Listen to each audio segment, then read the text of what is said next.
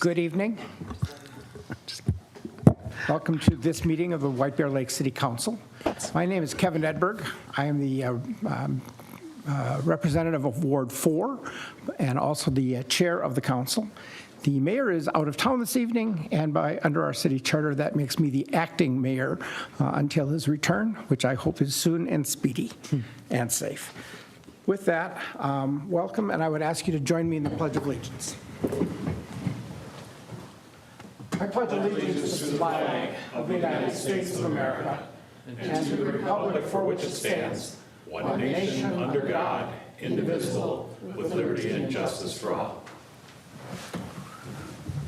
I would ask the clerk to call the roll, please. Member Walsh. Here. Councilmember Hughes. Here. Councilmember Jones. Here. Councilmember Edberg. Here. Councilmember Engstrand. Here. Thank you very much. So we have a light agenda this evening. Let's move right into item number 2 on the agenda, the approval of the minutes. You've received the minutes of our last city council meeting. Are there any corrections or additions? Move approval. Second. It's been moved and seconded to accept the minutes. Any further discussion? All in favor signify by saying aye. Aye. Opposed? Motion carries. We have an opportunity to adopt the agenda. Does anyone have anything else they would like to add to the agenda this evening or subtract?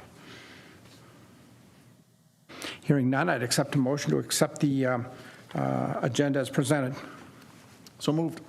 Mr. Walsh moves. Is there a second? Second. Mr. Jones seconds. Thank you. All in favor signify by saying aye. He's going to do it. Well, I'm sorry, if there's something that's supposed to come off the consent agenda, it should come off now, shouldn't it? It comes up when we adopt the consent agenda is when we pull it. Not when we approve the agenda? So we're going to approve agenda with that item on the consent agenda? Okay. So I think we were at adopting the agenda.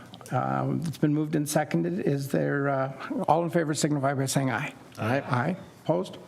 Motion carries. We'll move to the consent agenda. I would like to move item 5G to become the new 8B.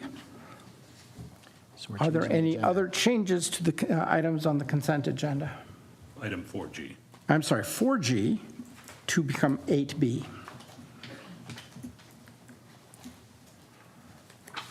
Are there any other changes?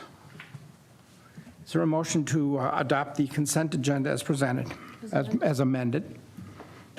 So moved. Second. Thank you. Questions? All in favor signify by saying aye. Aye. Aye. Opposed? Motion carries.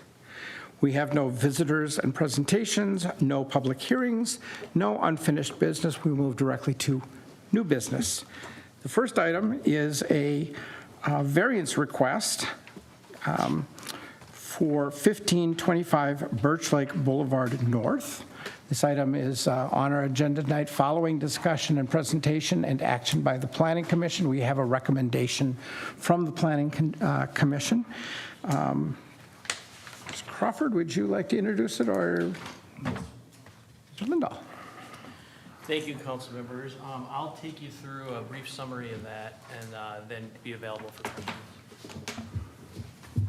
Is that better? So the subject property is located at 1525 Birch Lake, Birch Lake Boulevard North. The applicants in this case are the property owners, and that's Rick Houston and Tracy Jacobson, and they are in the audience tonight. The subject property is located on the north side of Birch Lake, which is north of Highway 96. The comprehensive plan guides the subject property as low-density residential, and the property is also correspondingly zoned R2 single family, but also within the Shoreland Overlay District for Birch Lake. Again, the request from the applicants in this case is a 10.5-foot front yard setback variance. The community comment that came in the form of the discussion at the Planning Commission at their last meeting included one conversation with staff prior to the meeting, and then that same neighbor attending the Planning Commission meeting. Their questions really had to do with the impact that this application could potentially have on their property. They were satisfied during the meeting and the discussion that happened there that it would not impact their property, and really did not have an opinion one way or the other on the application, but really just satisfied that it wasn't impacting their site. The Planning Commission reviewed this item based on the variance review criteria there in Minnesota Statute 462-357. That's detailed in your staff report, and we can go over a little bit of that as we move forward. At the Planning Commission meeting, or just prior to the Planning Commission meeting, the applicant did submit their own responses to the review criteria for that statute. That's included in your packet tonight, and we'll discuss that as we go through. The application came forward to the Planning Commission with a recommendation from staff based on the statute review for denial. And during the Planning Commission, they had a discussion over this item, and eventually voted 4-3 to support that recommendation for denial that comes before you tonight. So, just to give you a little context of the zoning process and as it moves forward here, the city's zoning standards right now have, a base zoning that has standards for all of the R2 district properties, but then also includes a mechanism that tries to take into account the variation that occurs in communities like White Bear Lake that have developed over time. So that's where this zoning, where the setback averaging comes into play. And in this case, our ordinance, again, has an underlying base setback, but then establish, in cases where the properties don't meet that, establishes a process to try and mitigate that by allowing for averaging based on the neighboring properties around you. So really the spirit and intent here is already to try to allow some variation in setback based on the context that you are already in with your adjacent neighbors. So in this case, that works out to having a neighbor with a front yard setback of 83 feet on one side, and their existing setback of 85 feet for the subject property, and then the other neighbor at 78 feet comes out to an average of 80.5 feet, and the application in this case is a 15-foot addition, which results in that 70-foot proposed setback, which gets us to the 10.5-foot variance. So the applicant also includes in their applications submittal before you tonight some existing and proposed layouts of their home to try and demonstrate the addition and what's going to be included. A significant, I guess I should say, what I believe is a significant rationale for their request here is that they're trying to modernize and update their house to fit their current needs. And that includes adding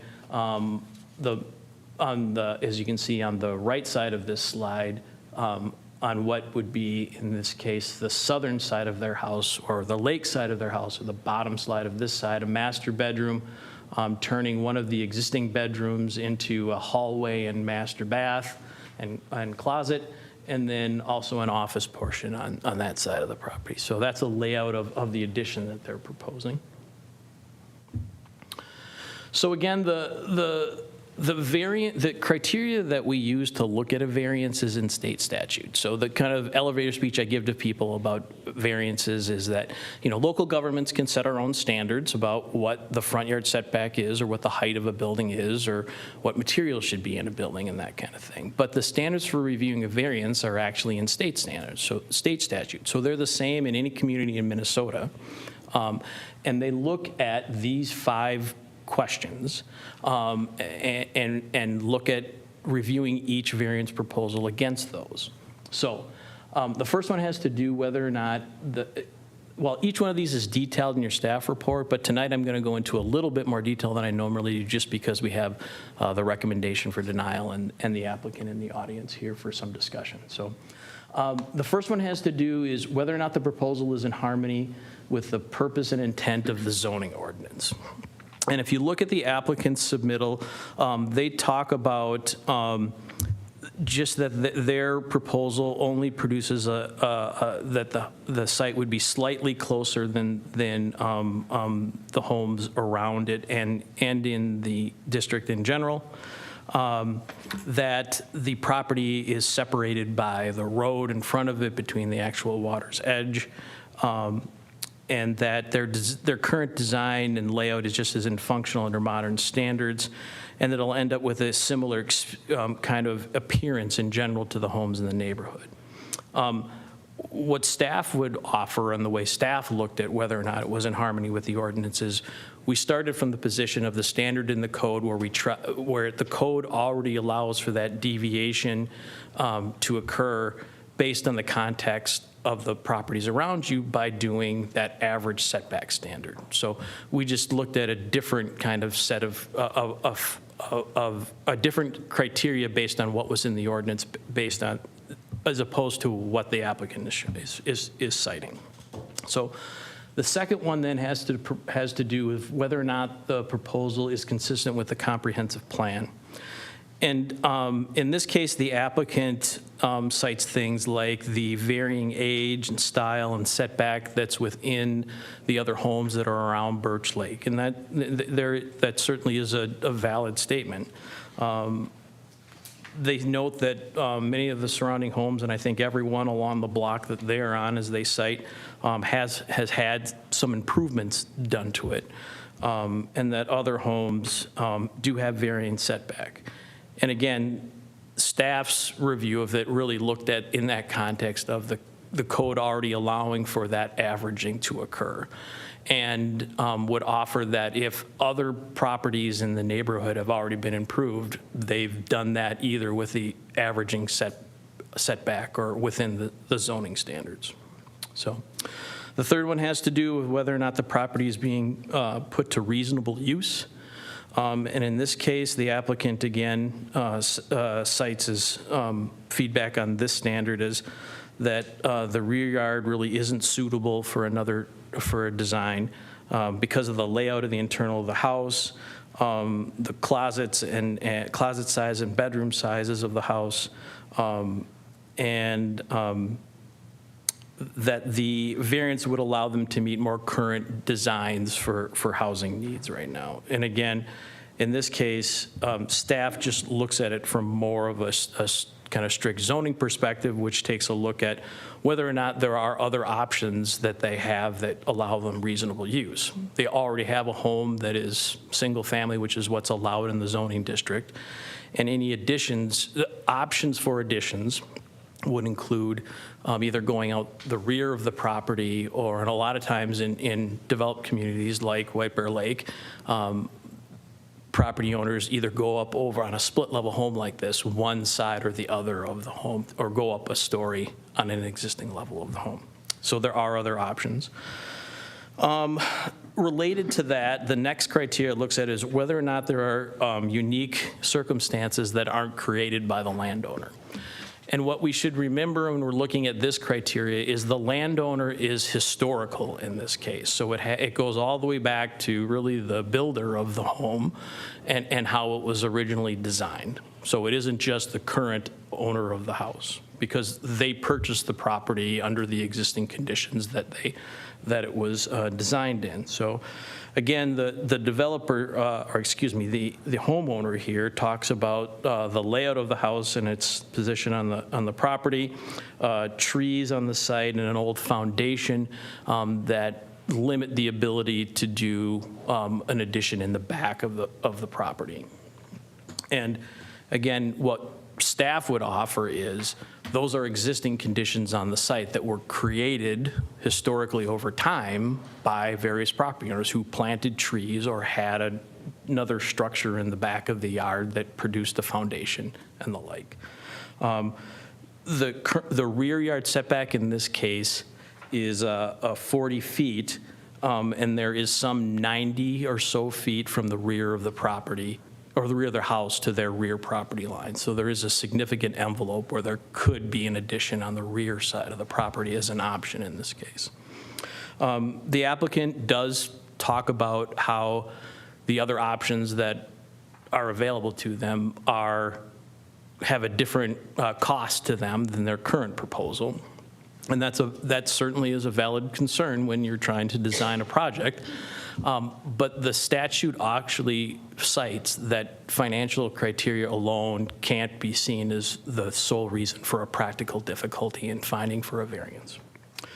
And then finally, the last one looks at whether or not the property or the variance, will alter the essential character of the neighborhood. And again, in this case, the applicant or the homeowner offers that it won't because of the varying kind of nature of the setbacks in the existing neighborhood. And staff would just offer that we believe that it would change the character, again, based on that averaging tool that's already within our zoning ordinance that tries to allow, again, for some setback differentiation, but based on an average of the neighbors that are around you, so that there is a similar context that you're working in, that each property basically has similar property rights based on that averaging. So that's a summary of staff's analysis and some of the feedback that came from the applicant. Again, they're present in the audience. The staff report and the attached resolution to that staff report goes into more detail and does recommend, both from the Planning Commission and staff, denial of this variance based on that state statute. And then I'd take any questions. Thank you. So we have some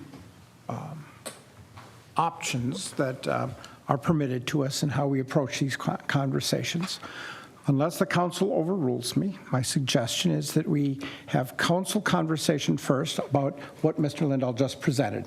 Questions of fact, questions of interpretation, just trying for us to understand the staff recommendation. I would note that we have received both the result of the Planning Commission minutes and the staff summary, and it's quite well documented and laid out, I think. So we have had that. Following those questions of understanding, I would offer the homeowners an opportunity to address the council, if you wish, for a period of not more than 5 minutes. And if there are questions or interaction with the council and the homeowners about your conversation questions, we'll have that. At that point, we'll close that portion of the conversation, and I will bring it back to the full council for deliberation and a decision. Does anybody wish to express disagreement with that approach? All right. So, any questions for Mr. Lindahl on any of the material, the thinking, the basis of the recommendation in front of us? Ms. Hughes. I do, Mr. Mayor. Mr. Lindahl, just some stupid questions. When we're talking about the setback, it's from the property line closest to the road, right? It's not all the way to the lake. Correct. It's that internal. Okay, so even though they own lake shorefront, we're not talking about that when we talk about the property line.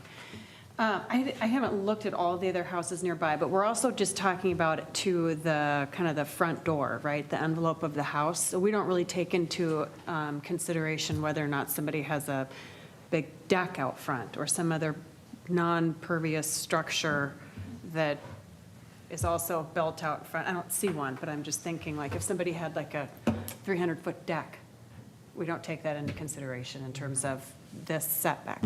Members of the council, you're correct. I mean, what we're talking about is the front yard setback to the foundation of the principal structure, or in this case, the applicant's or the homeowner's home.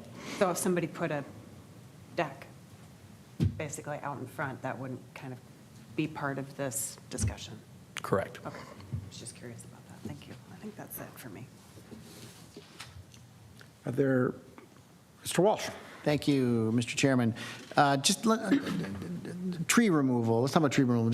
You don't think you mentioned that in your, does the statute deal with that? I mean, that's one of the toughest ones for me on this one is tree removal. I like to keep trees if we can keep trees. Does that count? Kind of, where does that stand in the hardship case?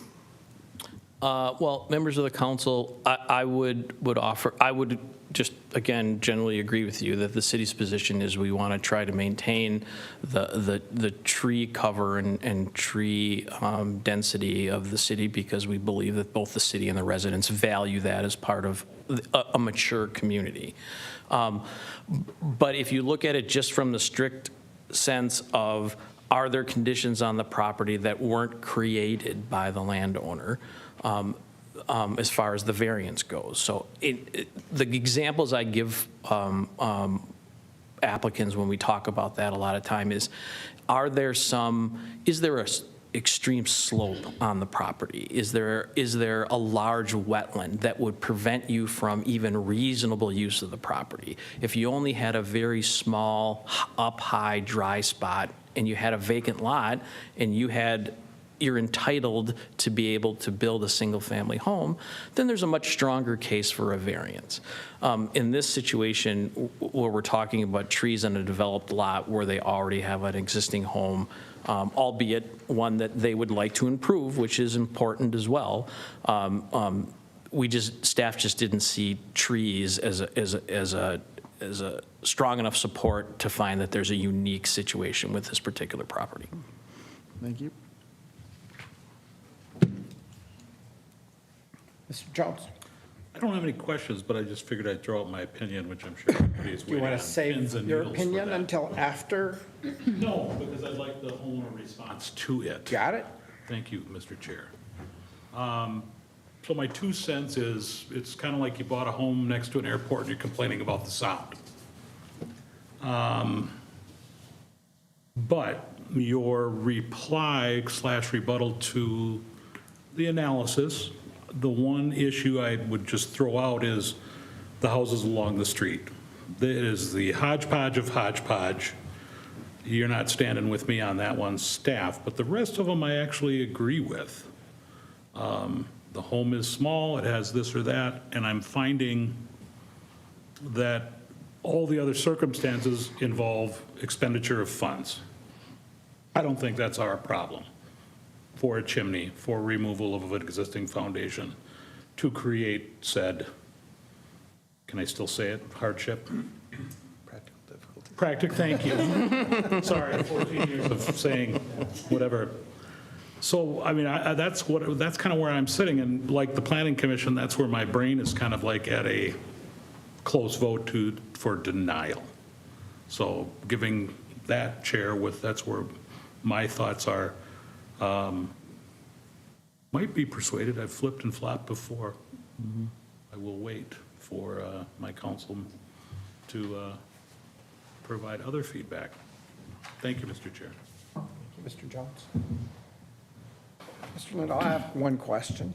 So in our understanding of how we account for the differences that exist in communities, the example that you gave is, here is the applicant driveway, here is the length of the setback for the neighbor on either side. Is that our practice? Is that written? Is there anything that would say, but if you took 2 on either side, or X, picture a number, what's our practice, our standard, our consistency with that? And if we employed that, would that make any material difference in the averages and numbers that we see? Members of the council, thanks for that question. The section of the code that talks about front yard setback averaging does actually specifically talk about the neighbors on either side of you. And so it creates an average, but it does create that in a certain context, the properties on, either side or adjacent to that property.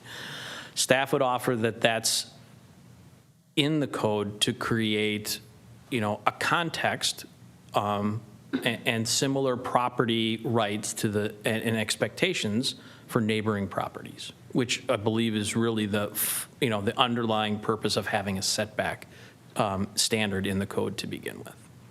Okay. Thank you. There are any other members of the council with questions? Mr. Chair and council, just one clarification. The way the statute is set up, it actually indicates that the applicant has the burden of establishing the existence of practical difficulties.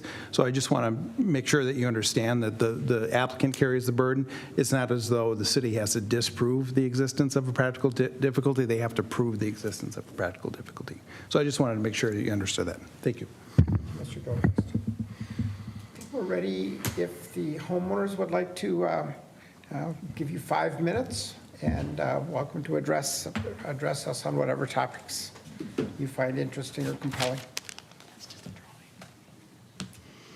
If you would state your name and address for the record, please. Yeah, for the record, Tracy Jacobs, and I live at the subject home, 1525 North Birch Lake Boulevard. Jason, thank you. I think you did a great job summarizing, so thank you for that.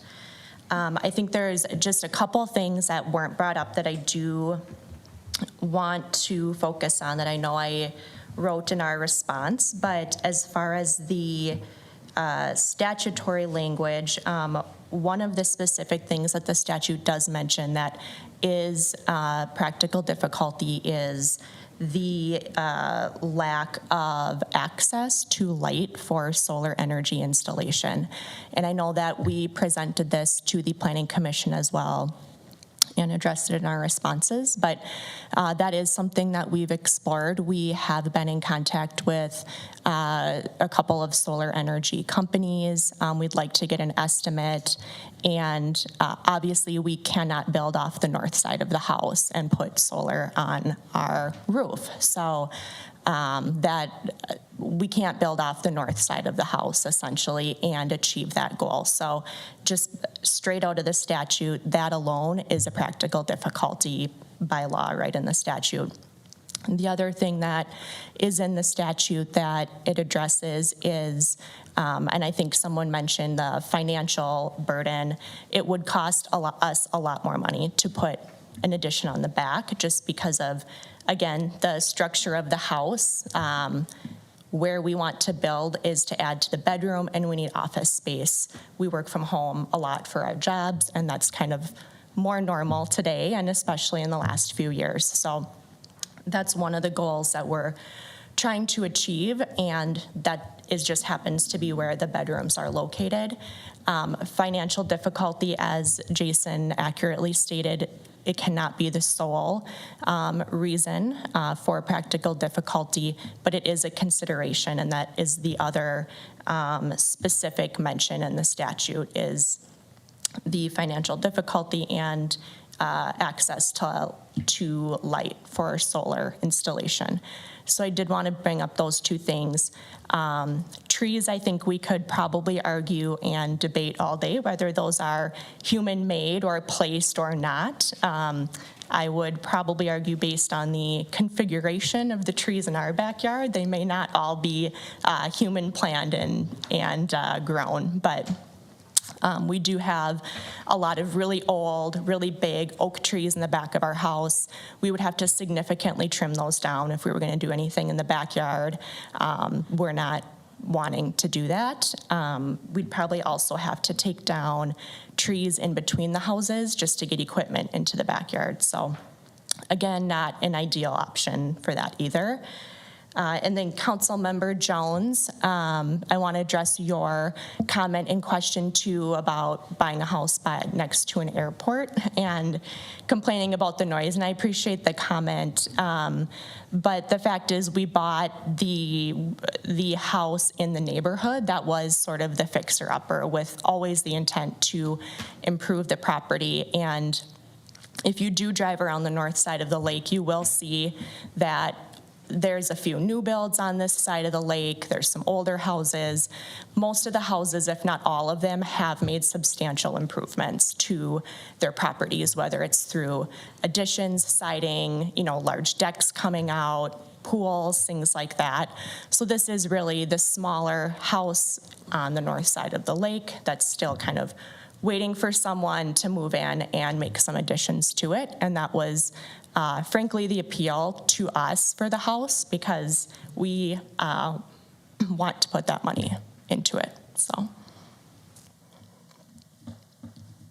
You You still have 30 seconds if you want. Oh, I could whistle, hum something, maybe. Oh, yeah. So Rick Houston, property owner, 1525. I would just add, what's frustrating, and I shared this with the planning committee, is in pursuing the variance, for pursuing the variance, it would have been really helpful to have all of these things with some explanation about what these really mean. I would not have known what the comprehensive plan is. Therefore, I would not have known it was a waste of time, really, I'm paraphrasing that, to put it in the first place. And I just think I strongly encourage you to take a step back, review that variance process. These should all be a part of that.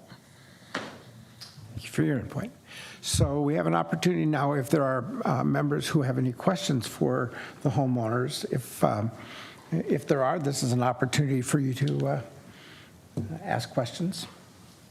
Are there any? Mr. Jones? Thank you, Mr. Chair.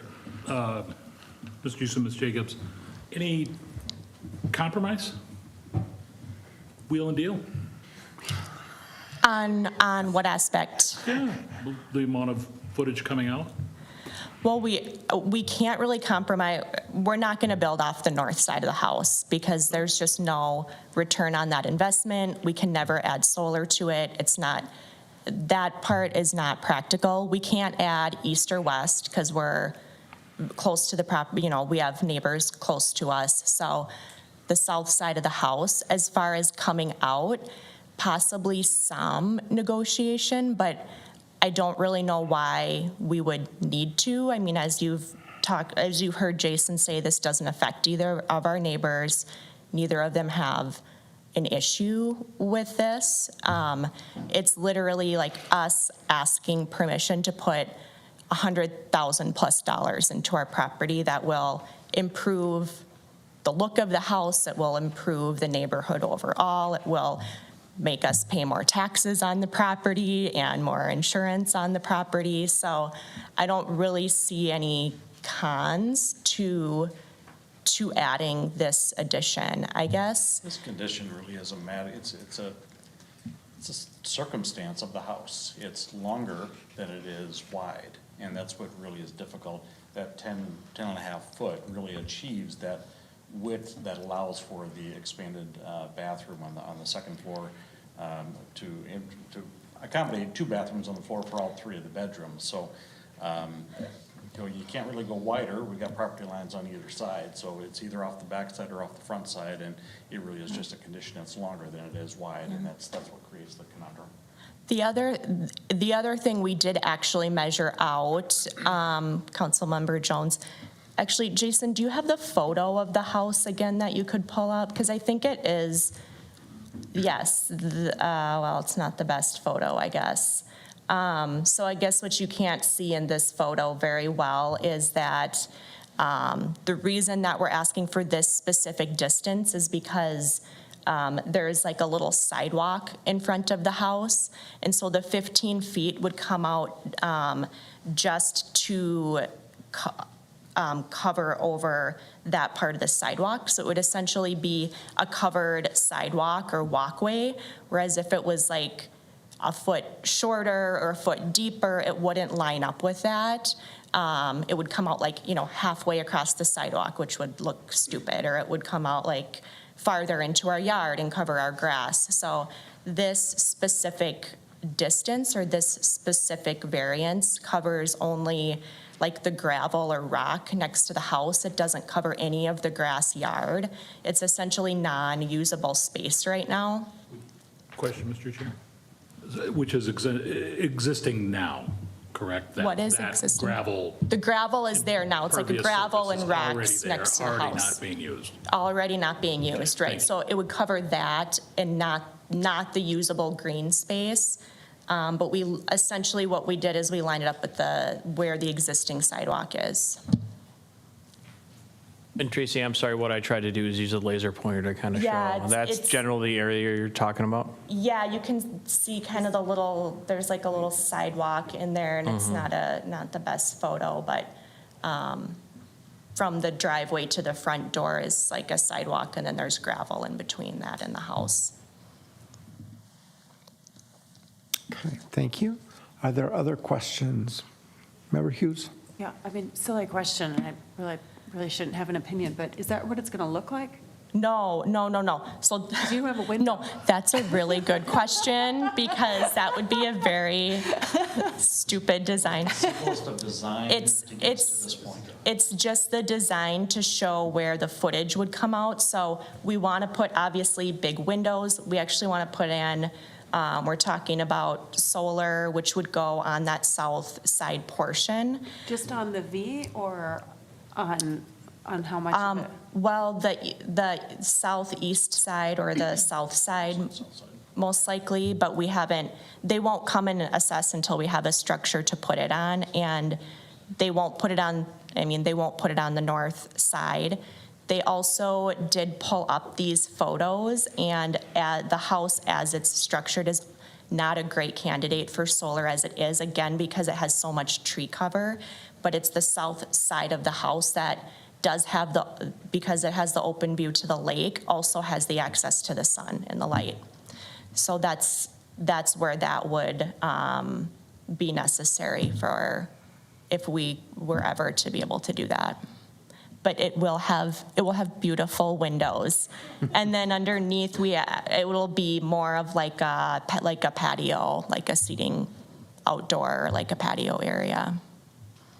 So, which is currently rocks and weeds. Thank you. Do other members have questions? All right. Thank you very much. Yeah, thanks. Is there anybody else in the audience that would like to speak to this topic?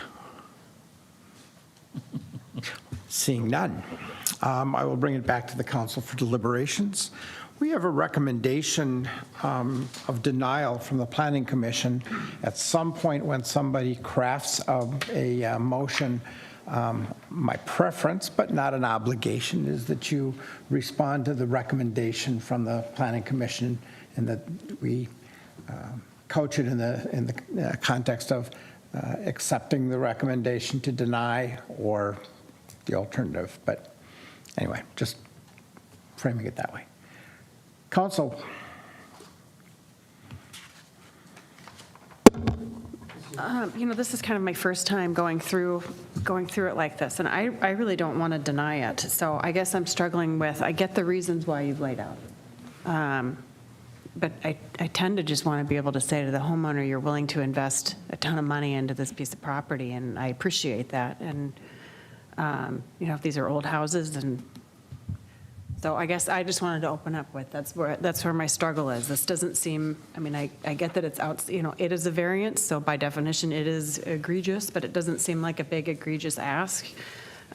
This may not be the design I would design, but I don't get to decide based on that, and who cares what I think anyway, but I guess that's where I'm sitting. Okay. Thank you, Ms. Hughes. Mr. Jones. So, I feel the same way, Ms. Hughes, every single time one of these comes up, and you do look at the investment, and all that's great. I'm not here to generate new taxes on each residential home. I appreciate it, though. We like it. It's not the end of the world. But I'm looking at, Ms. Jacobs used solar a lot. Well, that addition has to have a hip roof to get any type of solar. So I don't see a lot of solar going on that. I'm seeing the other areas over the garage. I'm seeing put a second story on. I get that the chimney is in the way, but again, cost combined with, cost is not the only practical difficulty, but at some point there are options. And the homeowners have said no to any options, to staff, to us. And I say, no, I think there is other options. And it's close. It's close, but with staff's denial, with our planning commission's recommendation. Okay. Thank you, Mr. Jones. Other members? Mr. Walsh? Well, thank you, Mr. Chairman. I'm with both of you. I was just thinking that. I was thinking, I want to say yes. Why not say yes? It's easier, but I don't think the practical difficulty test has been passed here. I just think with the backyard, available, that concrete pad back there is a problem, but that can be ripped up and the yard can be made. There's room. It's difficult. So it's just sort of integrity of the process, the precedent setting, all those things that we have to take into account here. I want to say yes. But I'm kind of where Councilmember Jones is. I don't think we've made the argument for a practical difficulty here. Thank you. Others? Does anybody wish to make a motion? I'll be the bad guy. Floor is yours, Mr. Jones. I just can't remember what the resolution says, whether it's for denial or, I will make a motion to approve the resolution for denying a setback variance for 1525 Birch Lake Boulevard. Okay, we have a motion. Is there a second? Second. Thank you, Mr. Engstrand. Discussion on the motion. This is not an easy one. This is one of the harder ones we've had. And then the Planning Commission giving us a 4-3 vote, That's their job. I mean, they're doing their job. I appreciate it, They told us this was a hard one, too. So I'm not seeing others jumping to chime in. Just a reminder that if you vote yes, you are voting to deny. Okay? So with that, I will ask the clerk to call the roll. Mr. Edberg? Yes, Mr. Jones. So I know you are acting as chair this evening, but Yeah. you still maintain your vote. I do. And you usually do chime in, and I value your opinion. I can't believe I'm saying that where it could be recorded. So to whoever is monitoring the video and the audio, and I would certainly like it in the minutes. But I don't feel like I don't want to, I mean, I think it's a question that I know I don't want to put you on the spot either. It's your right to not say anything until your vote, so. So I intend to vote in favor of the resolution to deny, based on the failure to, in my opinion, to meet the requirements of practical difficulty. Thank you. I appreciate you letting me ask that question. I appreciate you Yeah. answering that question, and thank you. With that, I'll ask the clerk to call the roll, please. Councilmember Edberg, Aye. Councilmember Walsh, Aye. Councilmember Jones, Aye. Councilmember Engstrand, Aye. Councilmember Hughes. Nay. The motion carries. Thank you for the conversation. Thank you. We'll move to new item 8B, which was the item 4G from the, I almost sound like a Verizon commercial or something. I'm going to get to 5G here somewhere, but, and that particular topic had to do with the approval of a fire service agreement with other jurisdictions. The reason I've asked to have that pulled is not because I oppose the contract. I do not. I fully support it. But it struck me as being the kind of topic that I actually think is worthy of some conversation. So I'm going to launch a couple of questions, and I will provide opportunities for other council members, if you wish, to join the conversation. So as I thought about this topic, the city has got a bunch of places in recent months where we've had discussion about our fire services and how we deliver them, how we pay for them, a lot of that kind of good stuff. There's nothing bad about any of it, but in our budget, we are likely to increase the staffing for fire services. We are anticipating having levies for a long time to pay for a new public safety building that will house these services and provide pieces of this service. So I actually wanted to give our city manager an opportunity to speak to, is this kind of contracting with neighboring municipalities in our interest? And in what ways does providing this service to other communities nearby. And in this case, they're all really close. How does that help us? How do we treat those municipalities when we contract? Do they get sweetheart deals? Do we get a buy one, get one? What's the structure? And are there other services that we are doing in addition to the fire services that we are acting on this evening, where we are engaging with other communities and mostly from the sense of how should this council think about that kind of collaboration and cooperation? Because I didn't ask, the last question is, what are the downsides? And as we had discussion at our last, we've had some conversation about the number of calls that we've had. Literally, we're into thousands of calls a year. Are we able to take care of our own, to some extent? I almost think as we contract with other communities, that sense of who are our own is now a bigger, it's a bigger body of persons. So I wanted to ask the city manager to reflect on that with us for a moment, because I think it has some strategic implications for our future. Thank you, Chair, members of the council. Let me break that down. So other services that we provide to communities, we provide wholesale water to Birchwood Village, in which then they bill their residents for that water. We are connected in a way that we could provide some of Gem Lake water in the future, just a portion by Highway 61, but we do not currently serve them. And then we provide building inspection services as well as code enforcement to the city of Matamidi. So I think that and obviously police department provides services to the city of Gem Lake. I think that any time that there is a partnership between communities is a good thing. We have smaller communities that certainly could not afford to provide those services on their own when it comes to public safety.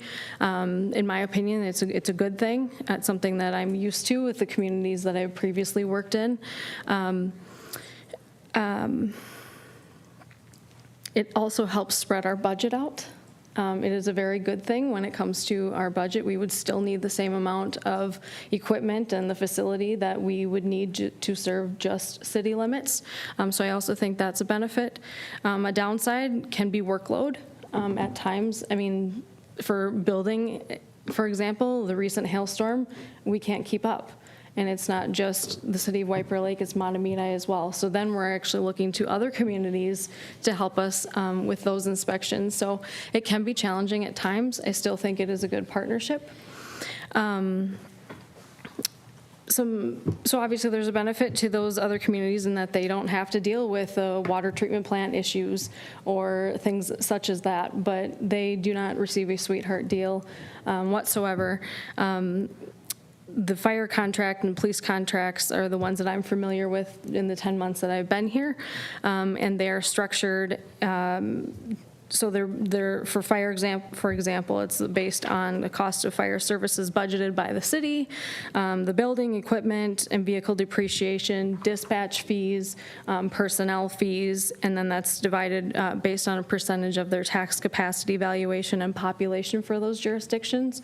There are many ways to cut a formula. There's no right way. Many people argue many different ways. This is the way that we have been doing it, and I think it works well. We also, in addition to fire protection and fighting, rescue, EMS, we provide fire inspection services at an additional cost. Right now, Gem Lake and the township do take advantage of that, and that is based on the number of commercial facilities in that population that is served.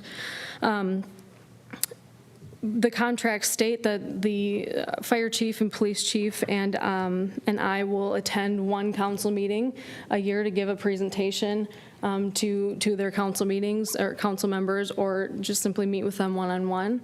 I've been to the Gem Lake City Council meeting with Chief Swanson to do that. We'll do that with Chief Peterson in November. We've met with Delwood, Birchwood Village, and the township more casually. So I do think it's a good thing all around for the communities and for us. Do we get any special benefits? Are we able to afford bigger, better, more equipment or different kinds of equipment because we have these agreements? Do we achieve any scale? I don't think so. Our taxpayers, the city of White Bear Lake taxpayers benefit in that we can spread that budget across more jurisdictions other than ours. I believe we would still need all of the equipment that we have now, and same with staffing. All right. Last thing I would note is that in our packet tonight were the minutes of the White Bear Lake Conservation District, which is there to govern the use of a natural resource that we all appreciate, the lake itself. Representatives from 5 different municipalities that surround the lake, and just looking at the number and diversity of issues that they're dealing with and trying to sort out on our behalf. And it just struck me as an opportunity for us to think about where might we take this? We can have other discussion in the future, but I would open if there are other members who have any thoughts, reflections, questions. And if not, I would welcome a motion at a point in time to approve the action. But Mr. Jones, did I see your hand twitch? Mr. Walsh. Oh, Mr. Walsh. But I did twitch. All right. Thank you, Mr. Chairman. Just to chime in, I think, as I was listening to the conversation and the brief, this is an opportunity for the city to be kind of entrepreneurial and to look for business. I'm not in favor of the way a lot of cities are entrepreneurial, like when they open liquor stores and municipals or golf courses or libraries or, port authorities, all these other things. We don't have that here, and that's one of the reasons our tax burden is low. And so we can do that. But this intrigues me because this is a core service we have to provide our citizens, and we already do. And then if we can be entrepreneurial with that in terms of marketing that to other communities around us, and it makes sense financially, I like this. So just my 2 cents as I'm listening, I'm thinking, I don't really like entrepreneurialism in cities because we should be doing what we're supposed to be doing and only that. But this is a good way to do it. So, I don't know if there's other opportunities out there. There might be other opportunities. We've had Hugo with us before. That might be, if that ever comes back, I think that'd be something to strongly consider. So that's my 2 cents. Thank you, Mr. Walsh. Mr. Jones. So very interesting pull from the consent, Mr. Edvard. You'll give me leeway to go off specifically the fire and emergency. But it is a cost question, and I can't believe it doesn't. I'm not a economics major by any means, but totally respect what City Manager Crawford is stating, saying we need the piece, we need the equipment anyways. But look at the population, and the other municipalities add up to 36% of the total. That's a big chunk. So it certainly can't hurt when we're talking, as long as I'm trusting my staff that when we buy a new truck, that when we do the public safety building, that those residents, I would expect equal.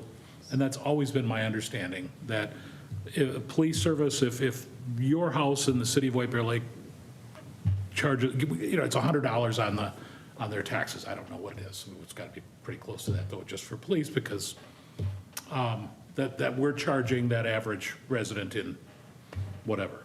I don't like, if I said anything, learned anything over the last decade, what I would strengthen these contexts, because I think we got unceremoniously dumped by one of our municipalities that did not abide by their contract, and we let them off the hook, and I would have never let them off the hook.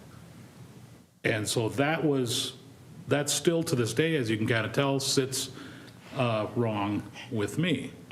You signed a contract, stay with it. If you don't want it, give us time. We hired extra staff to do X, Y, Z.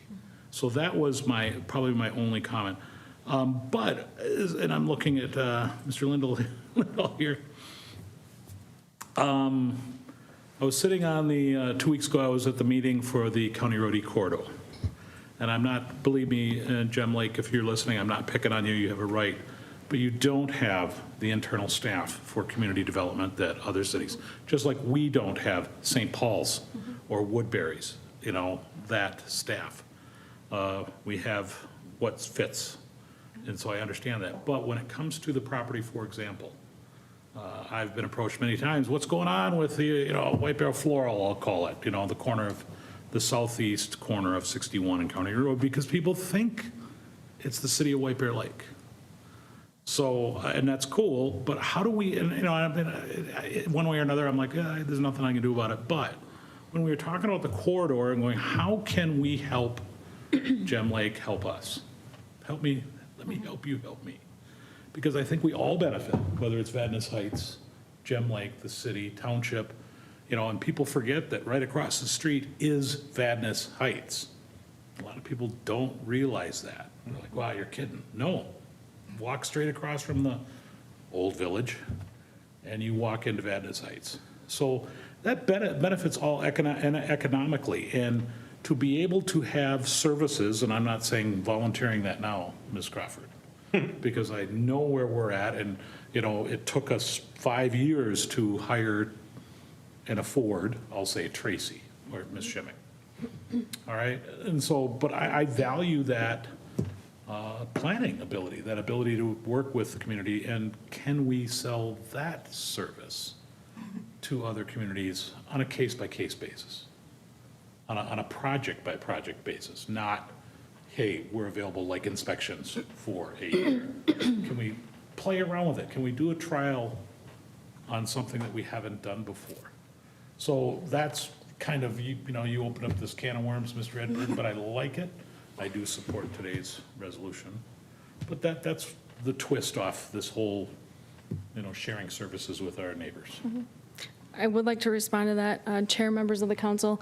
It's a nice concept. We certainly don't have the staff capacity right now, but I would say that we kind of are doing that with the County Road E corridor. The Gem Lake City Council functions in some aspects like staff. It's very different, and they have consultants for planning, and they actually rely on the township for finance and things like that. But one of their goals was to strengthen their relations with their neighboring cities. So they had met with myself and the assistant city manager earlier in this year, and that's when we approached them. Hey, would you be interested in joining this County Road E corridor? So to that end, then Ms. Shimmick did attend one of their council meetings and answer questions. But their city council does function much differently than ours and does act like that staff, if you will.